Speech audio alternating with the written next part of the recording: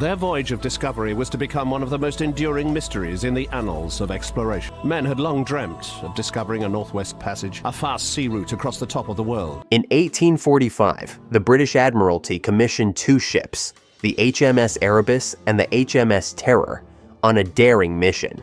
Their goal?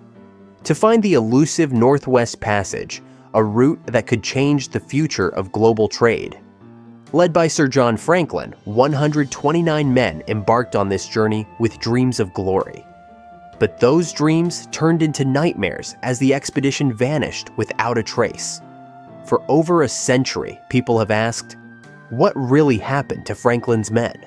Why did this journey end in such tragedy? To understand the Franklin expedition, we need to dive into the mindset of the 19th century, a time when exploration was at its peak. Countries like Britain prided themselves on pushing the limits of human knowledge and power, and Franklin was no exception. This was his third attempt to locate the Northwest Passage, and he was more determined than ever to succeed. The Erebus and Terror weren't ordinary ships. They were equipped with reinforced hulls, steam engines, and even an innovative desalination system to make seawater drinkable. In many ways, these ships were like space shuttles of the 1800s, equipped to face the unknown. The British government poured resources into these ships, making sure they had enough food, advanced technology, and supplies to last for years. But one decision would later prove disastrous: their canned food. With limited time, the British Navy had ordered thousands of cans of food from a supplier who, to meet the deadline, used poorly sealed lead solder. This toxic decision would play a significant role in the men's eventual demise. Can you imagine? Their state-of-the-art survival plan was sabotaged by something as simple as canned food. Despite these risks, Franklin and his men sailed on with high spirits, determined to make history. Little did they know, the Arctic had other plans. By late 1845, the Erebus and Terror reached the Arctic and continued northward. But as winter set in, the ships became trapped in ice near King William Island, a place where temperatures could plunge to deadly lows and sunlight was scarce. Imagine being surrounded by nothing but ice with temperatures so low that even your breath freezes.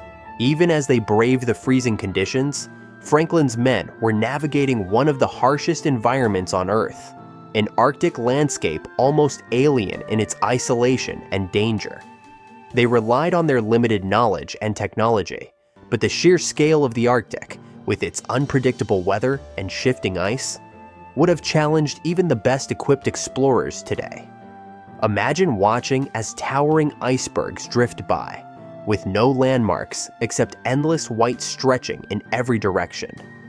The isolation was so profound that every creak of the ship and every gust of wind could feel like the last.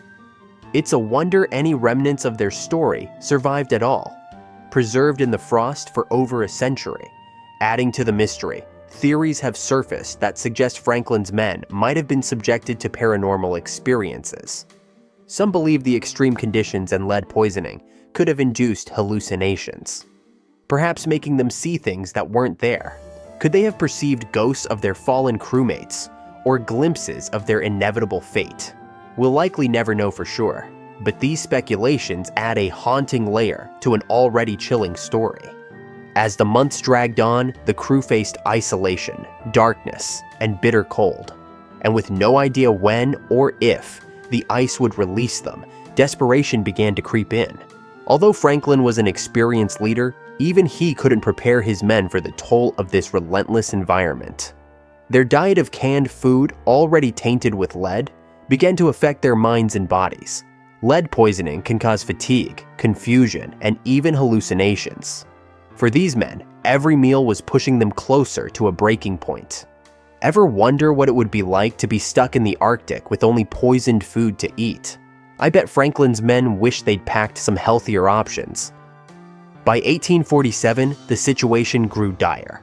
Sir John Franklin himself died that summer, leaving his second-in-command, Francis Crozier, to lead the men in what would become a desperate bid for survival. In 1848, after nearly 3 years of entrapment, the surviving crew members abandoned the ships. Francis Crozier led 105 men on a harrowing journey across the ice, attempting to reach safety over 240 kilometers away. But by now, they were weakened from malnutrition, lead poisoning, and the relentless cold. Evidence found years later suggests that many of these men suffered from scurvy, which caused their gums to bleed and their teeth to fall out, making even simple tasks excruciating. As they marched south, the men left behind eerie clues of their suffering. Skeletons were later discovered, some showing signs of cannibalism, a grim indication of just how desperate they had become.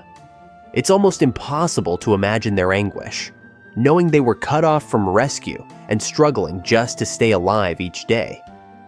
But here's where things get stranger. While most of the men perished on that frozen landscape, Inuit locals later reported sightings of strange, pale men wandering the ice. The Inuit, native to these Arctic regions, would later recount their encounters with Franklin's crew. They spoke of seeing starving, ghost-like men in torn uniforms, trying to hunt caribou with little success. These sightings, combined with the items the Inuit collected, buttons, belts, and even pieces of the ships, were critical clues that helped historians piece together the fate of the Franklin expedition. However, despite these clues, the British Admiralty was slow to act. Lady Franklin, Sir John Franklin's wife, led a public campaign to fund rescue missions, but it took years for her pleas to be fully acknowledged. By then, it was far too late. Fast forward to 2014. After decades of searching, Canadian archaeologists finally located the wreck of the Erebus at the bottom of the Arctic Ocean. Incredibly, the ship was almost perfectly preserved, a time capsule frozen in the icy depths. Just 2 years later, the Terror was discovered nearby, further validating Inuit oral histories that had described the ship's locations all along. These discoveries reopened the investigation into what exactly happened during those fateful final days. Isn't it haunting to think of those ships just sitting there, perfectly preserved, as if waiting for someone to tell their story? Explorers have since found personal belongings, clothing, and even remains of the crew, but many questions remain unanswered. Lead poisoning, scurvy, and the relentless cold all played a part in the man's demise. But could there be more we've yet to uncover? The Franklin expedition stands as a tragic reminder of human ambition and the power of nature. These men set out to conquer the unknown, armed with the latest technology and unbreakable spirits. But in the end, they were brought down by forces beyond their control, both from within and without. The Arctic took them, leaving only fragments of their story behind. But with the recent discoveries of the Erebus and Terror, who knows? Perhaps we are closer than ever to uncovering the final chapter of this haunting mystery. If stories like this intrigue you, don't miss my previous video, Cave Diving Gone Wrong, the Veryovkina Cave Flood Incident. It's an intense journey into one of the world's most dangerous cave dives. Just click the link on your screen to watch, and make sure to hit the subscribe button for more fascinating tales from history and beyond. Thanks for watching.